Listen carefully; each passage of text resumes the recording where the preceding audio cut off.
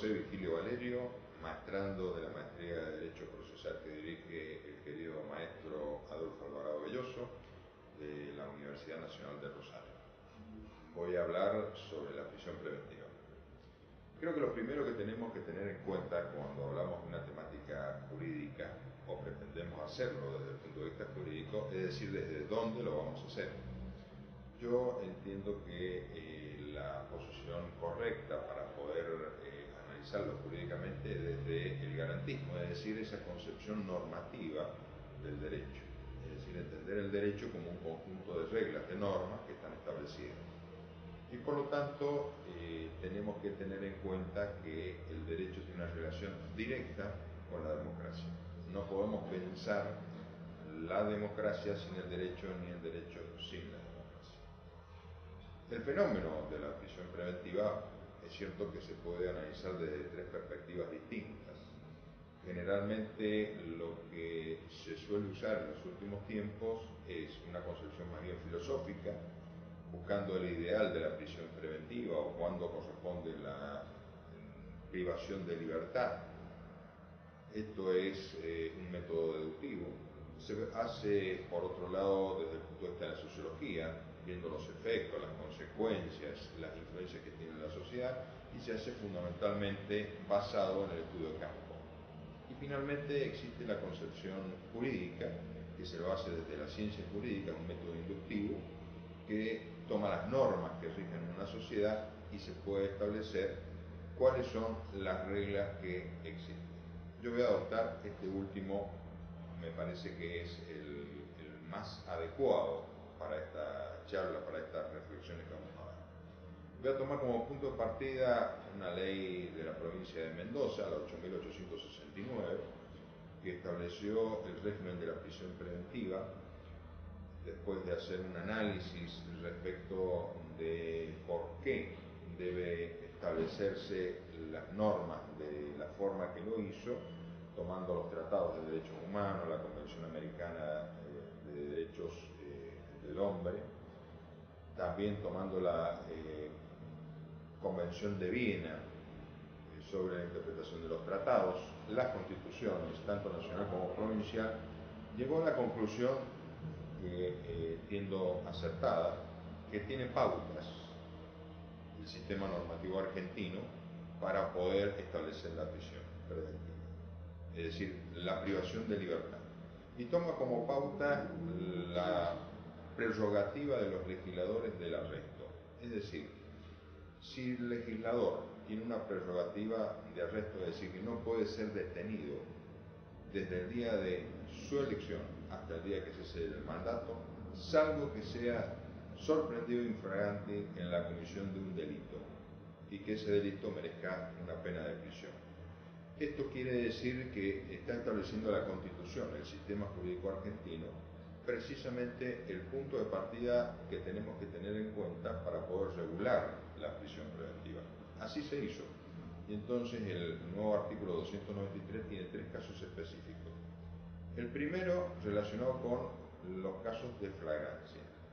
Cuando existe un caso de flagrancia y corresponda a una pena de prisión en efectivo, en el caso de ser encontrado culpable, en ese caso la prisión preventiva debe dictarse y no existe ninguna situación que vaya a temperarla, salvo, ¿no es cierto?, los casos que pueda ser por el caso de la prisión domiciliaria u otros casos excepcionales, como el famoso caso que se suele decir en la doctrina, y mire, en el momento de cometer el hecho se cayó y quedó cuadrapléjico.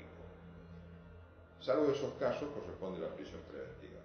El segundo caso son las demás situaciones en las cuales se comete un hecho delictivo, pero se requiere tener elementos de convicción suficiente y además debe tener una situación el imputado, la persona sospechada respecto a ese hecho delictivo, que no le va a corresponder una pena en suspenso.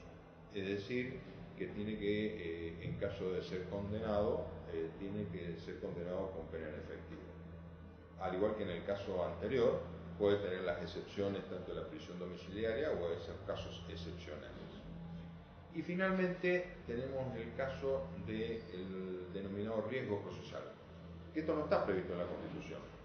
No está mal que se regule, porque hay casos donde efectivamente es necesario tomar medidas de privación de la libertad para asegurar la prueba, como corresponde en los momentos iniciales, o también en los casos en que puede haber peligro para la prueba, o los casos en que existe un peligro para la víctima, u otra circunstancia que está previsto en la ley. Está visto entonces que estos tres casos son los casos madres en los cuales se trabaja y están diferenciados de lo que es el control de detención, es decir, ese control de detención inicial. Muchas veces confundimos, especialmente en nuestro medio, la diferencia que existe entre lo que es el control de la detención inicial de los primeros momentos de una investigación a lo que es el control de una prisión preventiva o el dictado de una prisión preventiva. No se le presta tanta atención a los elementos de convicción suficiente en el control de detención, sino fundamentalmente se tiene en cuenta el riesgo procesal.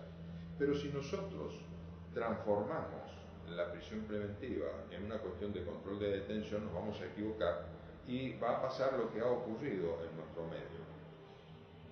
A partir del caso Díaz Besón en el año 2009, se empezó por parte de los distintos tribunales a establecer como pauta, como estándar,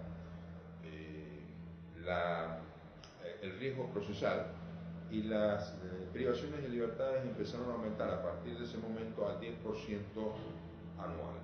Es decir, que hubo una situación donde personas que por el tipo de delito y por la prueba que existía se le daba la libertad, y personas que por el solo hecho de que eran peligrosos o riesgosos supuestamente desde el punto de vista procesal eran privados de la libertad.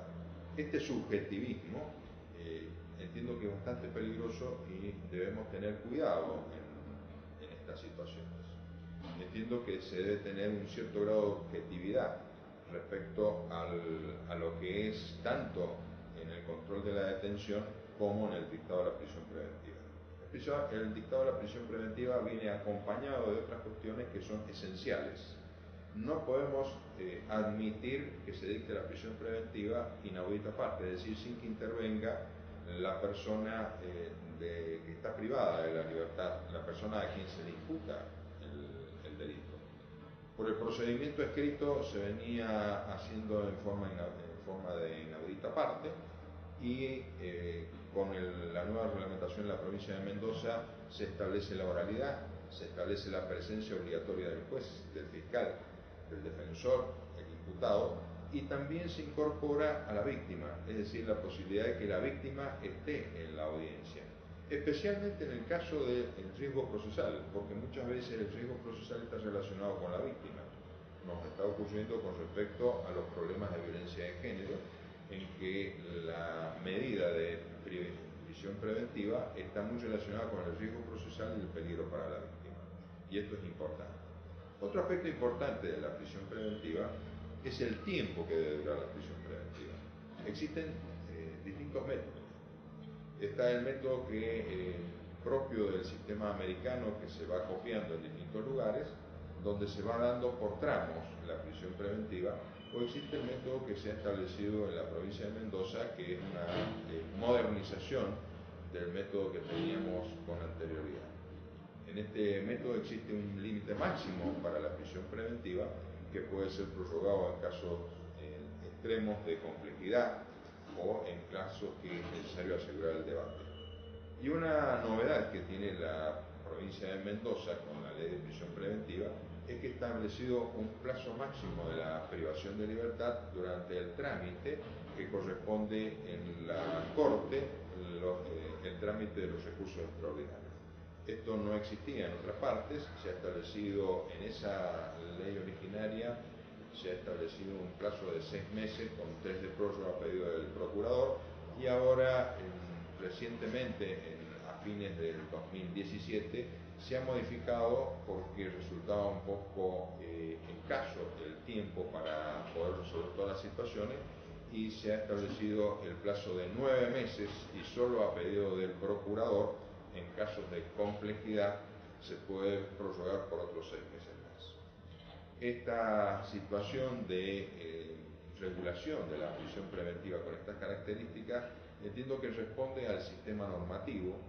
No estamos buscando con esta regulación cuál es el ideal de la prisión preventiva. No ha sido mi intención en esta reflexión transmitirle cuál es el ideal de la prisión preventiva, ni cómo debería ser un sistema uniforme en el mundo, sino por el contrario, lo que pretendo transmitirles es precisamente cómo es un sistema concreto, un sistema real, vigente, con ciertos errores, pero que es el que está funcionando y el que no ha aumentado el estándar de la prisión preventiva. Simplemente ha ordenado de forma tal que los casos que son más objetivos se resuelven desde el punto de vista objetivo y los casos que tienen más subjetividades, más elementos valorativos, se regulen de otra manera y estén limitados.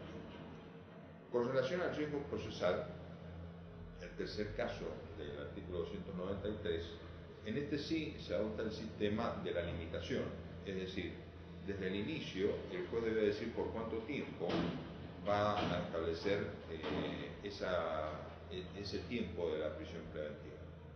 En los demás casos, la prisión preventiva está relacionado con el tipo de proceso.